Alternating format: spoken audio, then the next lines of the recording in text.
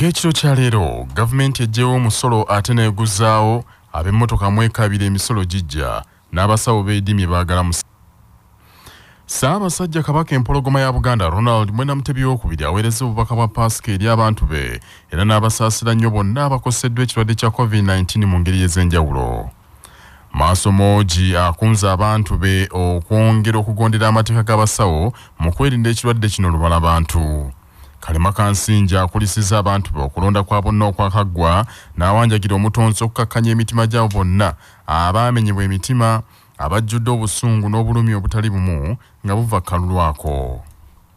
Chuchulukoma Nantawetwa era ajjukiza abantu be bakimanye nti ddembe lya buli muntu kinoomu okwerondera oyo gw'abayagadde n'asabira obwenkanya mu misango gyonna egyekuusa kulonda. Muzzangoma era asabye abo bonna abali mu makomera nga babalanga endowooza zaabwe ez'ebyobufuzi bateebwe. Sekesa kinoganyiza nti amazuukira ga Yesu Kristo omwana wa Katonda omulamu nga tujjukiza omusaayi ogwayiika okubonyaabonyezebwa okwewaayo n'amaziga ebyavaamu ensi okununulwa bw'atyo n'akubiriza abantu okwewaayo ngayo bulijjo okubonaabonera abalala mu byonna bye bakola.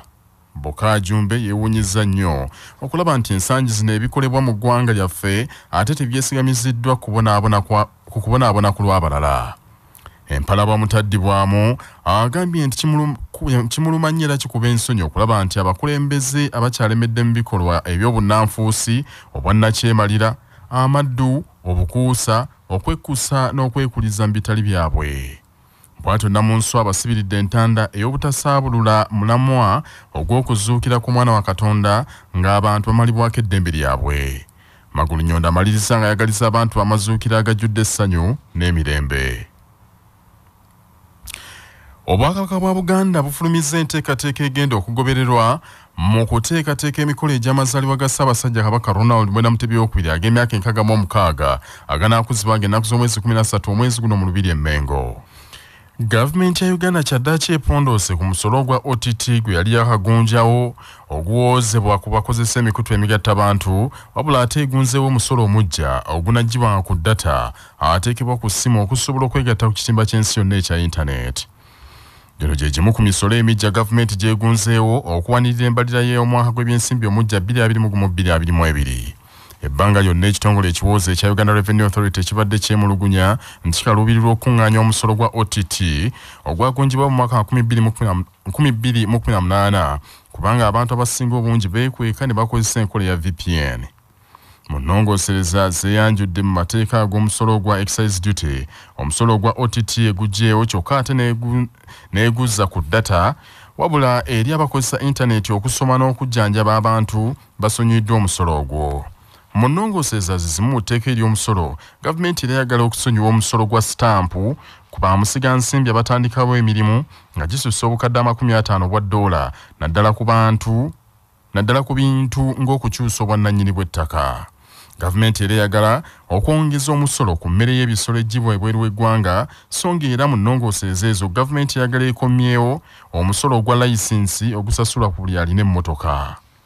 Omusolo ogw'emmotoka gavumenti eyagala bannayuganda batandike okuguwa ennaku z'omwezi lumu omwezi ogw'omusanvu omwaka guno. Mu ngeri emu gavumenti eyagala kulinnyisa emisolo ku taaba atwalibwa ebweru so ng'era gavumenti ez'ebitundu okuwa omuntu ttenda oba omulimu gwonna gavumenti eyagala abeere n'ennamba kwasasulira emisolo gite TIN namba. Gavumenti era egunzeewo omusolo ogwa $200,000 ku buli kiro ya zaabu awedde okulongoosebwa nga afulumizibwa eggwanga ate atannalongoosebwa okufuluma eggwanga gavumenti emutaddeko omusolo omukakali gwa 1% ku bbeeyi ya zaabu eyawamu. Gavumenti era etadde omusolo gwa siringi $7,000 ku buli kiro y'ennuuni ez'ebyennyanja efulumizibwa eggwanga lino. Gavumenti emu eyongezza omusolo ku bizimbe ebipangisibwa okuva ku bitundu 20 ku buli 100 okutuuka ku bitundu 30 ku buli 100. Balandloodi abalina ebizimbe ebisoba mu kimu baakuwalirizibwa okuwaayo ebikwata ku buli kizimbe kinnakimu bakibalirire so si okubiteekamu kidomoole nga bwe kibadde. Sipiika wa Parliament Rebecca Kadaga ennongoosereza mu misolo egyo azikwasizza akakiiko ka Parliament akalondoola ebyensimbi n'okuteekerateekera eggwanga kazeetegereze mu bwangu. Honourable members, relating to the revenue bills presented here, I just want to remind the Chair and members of the Finance Committee that times of essence and would like to complete the budget process as quickly as possible. So please ban the midnight oil. Omulangira David Kintu Wasajja atendereza nnyo enteekateeka za Ssaabasajja Kabaka ze yateekawo ez'enjawulo nti ziyambye nnyo okuuma abantu be nga balamu bulungi. Omulangira Wasajja bino abyogedde aggalawo olusiisira lw'ebyobumamu olukulungudde ennaku ennya ku mbuga ya Buganda enkulu Bulange Mmengo n'asaba abantu b'omutanda okujjumbiranga enteekateeka nga zino omuli okugaba omusaayi, okwekebeza n'okwegema endwadde ezitali zimu, okwekuuma nga balamu. Omulangira Wasajja era asoose kugaba musaayi n'akubiriza bannayuganda bongere okunnyikiza enkola ya bulungi bwansi nga balina obusobozi bayamba abatalina naddala bwe kituuka ku by'obulamu. Tweyanza Ssaabasajja olw'okulumirirwa abantu be n'akola entegeka zino. Ssaabasajja alumirirwa nnyo abantu be. Bino byonna bye twettanira bye twagala tuyinza obifuna nga tuli balamu bulungi. Ssaabasajja atukubiriza okwekuuma, kwekebeza ate n'okwejjanjabya. Tweyanza bitongole bya Ssaabasajja ebimukwatiddeko mu kaweefube ono. Society ekulaakulanye ogirabira ku ngeri yerabirira abantu baayo abagudde mu buzibu. Neweerekereza ate omulala abeere bulungi. Omutima ogwo gwe bayita omutima ogwa bulungi bwansi gwe guzimba ensi. Bwe tuba bakuzimba nsi yaffe n'oku misingi emiggumivu twetaaga ebikolwa nga bino eby'okutakabanira okuyamba abantu abalala abagudde mu buzibu. Ssenkulu wa Kabaka Foundation Edward Kagwandagala yeebazizza abantu bonna abagabye omusaayi n'ebitongole ebibakwatiddeko mu nteekateeka eno. Mu mbeera enzibu Kabaka Foundation yegenze ekola ensiisira z'ebyobulamu mu masaza mwonna. Omwaka oguwedde gwo gwatulemerera olw'embeera eyali mu ggwanga. Mulangira nsaba okwebaza abavubuka abo Kama waffe Ssaabasajja bwe yakwasa obeere omuyima waabwe n'okubaluŋŋamya. Njagala kuzzaako leediyo y'obujjajja CBS ekunza abantu. Saba tukubire nnyo CBS mu ngalo. Ekoze omulimu munene nnyo okulaba nti abantu bajjumbidde olusiisira luno wakati nga tukyali mu kikangabwa ekya COVID. Mugisha William owa Uganda Blood Transfusion Services ku lw'ebitongole ebyegasse ku Bakabaka mu nteekateeka eyo yeebazizza nnyo Bakabaka olw'okubawa omwagaanya okuŋŋaanya omusaayi ku bantu b'abeene. Ku lwa UBTS ne Ministry of Health twebaza nnyo ddala okutuyamba ku nsonga eno. Twebaza abantu mwenna abatambuzo ba Kabaka mwenna tubeebaza okutwegatako ku nsonga eno y'okugaba omusaayi. Omulangira tutuusize okusima kwa UBTS ne Ministry eri Ssaabasajja Kabaka olw'enteekateeka eno. Mu nnaku nnya yuniti z'omusaayi 2286 ze zikuŋŋaanyiziddwa mu nteekateeka eno eyawoomeddwamu omutwe Minisitule y'ebyobulamu mu bwakabaka bwa Buganda, ekitongole kya Kabaka Foundation, CBS FM Radio Bujjajja, BBS Telefina, ssaako bannamukago okuli aba Uganda Red Cross Society, Mengo Hospital n'ekitongole ekikuŋŋaanya omusaayi ekya Uganda Blood Transfusion Services. Gavumenti ya Uganda egambye nti ekyalemeddwa okufuna abayisiraamu abakugu mu mataba g'obusiraamu okuteeka mu nkola enteekateeka eyitibwa Islamic Banking eyayisibwa mu tteeka okutandika okukola wano mu Uganda. Emyaka 5 egiyise Paalamenti yayise ennongooseeza mu tteeka erifuga ebya bank n'essaamu enkola eya Islamic Banking ng'eno neesobozesa abantu okwewola ensimbi mu banka nga tekuliiko magoba.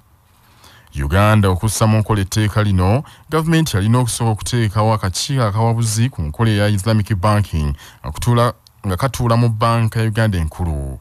Minisita w'ebyensimbi era avunaanyizibwa okuteekerateekera eggwanga Matya Kasajja ategeeza Paalamenti nti gavumenti yanoonya abantu beebeeteeka ku kakiiko kano akawabuzi naye baabula. Agambye nti kati gavumenti eri mu nteekateeka okwanjula ennongooseeza mu tteeka eryassaawo enkola eno ya Islamic Banking kulaba nti ennyingo ekwata kakiiko kano eggibwamu kubanga abantu abalina obukugu okatuulako bakyabuze. We are also as much as concerned on this issue, but briefly, the law stipulates that we must have a council. Now, we've been trying to look for people who qualify to sit on that council. And in Uganda, we don't have that kind of personnel. We thought of recruiting from abroad, but I think now the current situation that we are going to amend the law so that we remove that provision because it will not make much difference. Omubaka wa Kawempe North Haji Latif Sebagala asambaza ebyogeddwa minisito yagambye nti mu Uganda mulimu abantu nkuyanja abakuguka amateeka ga sharia n'enkola ya Islamic banking. Madam Speaker, I'm here to be convinced by the explanation of the Minister.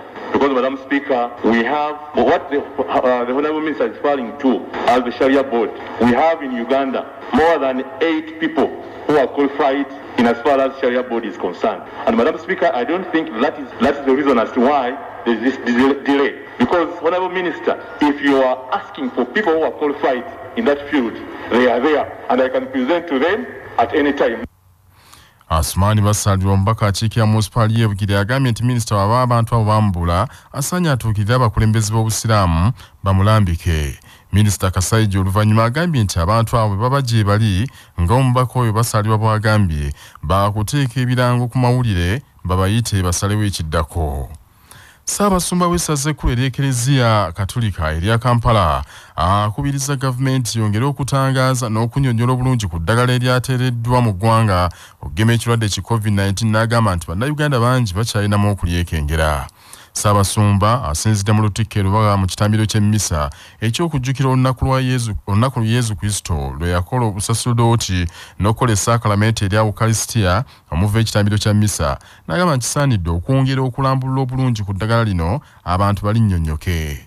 Singa siba obada kubirizibwa oba namwe nga basawo mukuyamba okufulira obuwandiike n'amanya ga vakisiini bagenda okukuwa oba zenyingi kakati ezibanga nyingi kirungi tumanye olina amanya nti katugenda kukano oba genda kukano naye ogenda nga tumanyi osobola okufuna ki. Just give you an example. I think you know Romalo erinnya ndirabye bakisiimyemu naye nga bazikola mu bireetera abantu abakyala kujja bwebutu awo nno kyebulega ntiro nyingi senga tumanya nti neno tujja kuyamba abantu okola tujja kuyamba abantu akulira eddwaliro ly'e Lubaga Dr. Andrew Sekitoleko era nga ye mukwanaganya ebyobulamu mu ssaza ekkulu ery'e Kampala agumizza bannansi nti eddagala eryaleetebwa mu ggwanga lino ddungi terina bulabe bwonna. Bagiyita AstraZeneca ng'eva mu UK yakola contract ne kampani endala mu India bakole vaccine ezikolebwa India zizibwa UK neziweerezebwa ku testing wa standard. So eyaffe eva mu UK nga gye bayita AstraZeneca nga ye nagambye nti ekozesa virus vector ekozesa virus bagita adenovirus corona bamutadde munda mu virus endala enafu eno eyawukana ku vaccine eya. Ng'eggwanga lyeteekera ebikujjuko eby'ennaku za Pasika emu ku kampuni ezaakwasibwa eddimu ery'okuyonja ekibuga ekikulu Kampala eya Nabugabo Abdul Joint Venture eyongedde amaanyi mu kaweefube w'okuyoola kasasiro naddala mu kiseera kino ng'abantu beeyongedde obungi mu Kampala mu nnaku zino enkulu. Okuyoola kasasiro mu Kampala kukyali kusoomooza kw'amaanyi eddala ery'ekibuga olwa kasasiro omungi eyeetuuma mu bitundu so nga n'abantu bakyetaaga okusomesebwa ekimala ku ngeri entuufu ey'okukuumamu kasasiro. Bannakampala basinga bakyalemeddemu omuze gw'okumansa kasasiro abamu batuuka n'okumusuula myala ekiddirira gye emyala okuzibikira era enkuba bw'etonnya emyala gibimba amazzi ne galembagama mu nguudo oluusi ne kivaako amataba. Omwogezi wa Nabugabo Abdul Sonko Abu agambye nti bafubye okubangula bannakampala ku ntereka ya kasasiro entuufu era bakola buteebalira okulaba nti bajja kasasiro mu bantu nga mu byo bongedde ku bakozi obungi n'emmotoka ezikumukuŋŋaanya. Mu ngeri emu bongedde amaanyi mu nteekateeka eyatandikibwako ey'okuyoola kasasiro ekiro so ng'era baatandikawo n'enkola ey'okudduukirira abantu abalina obukosefu naddala abali mu bifo eby'enzigotta nga tebabasasuza kubayoolera kasasiro. Abatembeeyi beeyongedde ku nguudo buli siiti eriko abatembeeyi kati olw'okuba tulina obuzibu bwa traffic jam mu nnaku zino basazeewo okwembuleesinga enkola ey'okukola ekiro kutuyamba nnyo jaamu abeera mutono ate ebisaaniiko byeyongedde almost bidabolinze okusinziira ku normal generation ebaddewo ku byenzigotta abantu baffe bajja ne bageneratinga ebisaaniiko bingi olw'okuba babeera waka during holiday. Abantu abo abatasobola abali identified erosi abantu beyalonda siramu areas abo tubajjayo bwerere knowledge arrangement egenda bulungi twetegekedde season eno yayisa holiday empanvu yeetaaga attention y'amaanyi. Gyevuddeko ekitongole ekikulu ekibwa Kampala ekya KCC kyatongoza kaweefube okuyola ebisaaniiko ekiro ng'ekigendererwa kya kwongera kukuuma kibuga nga kiyonjo. Ekibiina ekiddukanya omuzannyo gwa cricket ekya Uganda Cricket Association nga kiri wamu n'omutendesi wa ttiimu y'eggwanga ey'omuzannyo guno eyitibwa Cricket Cranes Lawrence Mahatlan balangiridde ttiimu ey'enkomeredde y'abazannyi 14 egenda okukiikira Uganda mu mpaka eza Castle Light Series ezinabeera e Namibia. Ttiimu erondeddwa oluvannyuma lw'abazannyi bonna okusooka okukeberebwa COVID-19 ng'empaka zino za kuzannyibwa kutandika n'enkya nga 2 okutuuka nga 9 omwezi guno. Kapiteeni wa ttiimu eyo Brian Masaba asuuliddwa ku ttiimu eno olw'obuvune bwe yafuna ku ssaabiro era ono mu kifo kino bamusikizza Arnold Otwani ku bwa kapiteeni. Abazannyi abalala ku ttiimu eyo baakusitula ekiro kino okwolekera Namibia era baakuzannya omuzannyo ogusooka ku Lwomukaaga. Cricket Cranes yakweyambisa empaka zino okweteekera oluzannyo olw'okubiri olw'empaka za Challenge League empaka ziribeera jazzi mu mwezi ogw'omwenda omwaka guno. Mu ngeri y'emu Uganda ne Namibia baakweyambisa empaka zino okweteekera empaka za T20 World Cup qualifiers era ez'omwaka guno. Amawulire okuva ebweru w'eggwanga. Okuvaako Nigeria akabikanyiza abasawo manwali we gavumenti emirimu bagisuddewo basazeewo okwediima nga baagala gavumenti ebongeza omusala n'okulongoosa embeera mwe bakolera. Abasawo bano abeegattira mu kibiina ekya Nigerian Association of Resident Doctors bagamba nti beenyiddwa engeri gavumenti gye bayisaamu ng'abatalina mugaso kasooka kirwadde kya COVID-19 kibalukawo tebafiibwako kimala era bali mu katyabaga k'okukwatibwa ekirwadde ekyo nnamuzisa. Bagamba nti lulinga ekirwadde kino kyakabalukawo gavumenti yabawangayo akasiimo olw'okukola ennyo wabula yakikolera emyezi 3 gyokka okuva olwo akasiimo tebaddayo kalabako nti ate ba doctors 17 be bakafa COVID-19 kasooka lumbulege nno olubalukawo mu ggwanga eryo mu mwezi gw'okusatu omwaka oguwedde. Abasawo era balumiriza nti ekiri mu malwaliro kikuwasa ennaku ebitanda abalwadde kwe balina okwebaka tebimala eddagala teririiyo n'ebikozesebwa ebirala byakkekwa. Gavumenti ya Nigeria bwewulidde akeedimo k'abasawo engalo ezikubye mu makiikakiika egambye nti abasawo bano bagenda kutaataaganya kaweefube gwe babaddeko nga batandiseeko okugema abantu ekirwadde kya COVID-19 kyokka abasawo kino bakiwakanyiza. Akeedimo kano balangiridde nti tekaliiko kkoma okutuuka nga gavumenti ekoze ku bibaluma. Bwe tutuukidde leero ng'ekirwadde kya COVID-19 kikyasenkenya Nigeria kyakwata abantu 26,000 ate kyakatuga abantu 2,000 n'omusobyo.